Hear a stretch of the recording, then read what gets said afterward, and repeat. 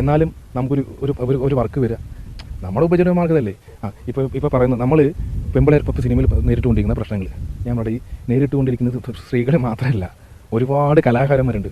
എനിക്കറിയുന്ന എത്രയോ കലാകാരന്മാർ, റൈറ്റർമാർ, ഡയറക്ടർമാർ വേറെ പണിക്ക് പോയിക്കൊണ്ടിരിക്കുന്നവർ, കമ്പനി ജോലിക്ക് ഇവിടുന്ന് ദുബായിക്ക് പോകുന്ന ആൾക്കാർ മടുത്തു അവർക്ക്.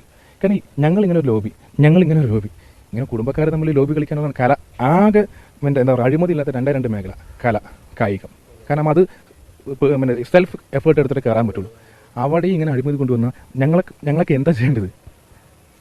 ഒരു പ്രൊഡ്യൂസറിനെ കുറിച്ച് സംസാരിക്കുമ്പോൾ കഴിഞ്ഞാൽ ശ്രീജു നടന്ന ഡേറ്റ് ഉണ്ടോ?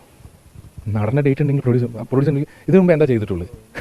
നടനെ കൊണ്ട് പോയി പറയുന്നത് ഇതിനു മുമ്പ് എന്താ ചെയ്തിട്ടുള്ളൂ? ചെയ്യാനായിട്ടൊരു അവസരം കിട്ടിയാലല്ലേ നമ്മൾ ചെയ്തു എന്ന് പറയാൻ പറ്റുള്ളൂ.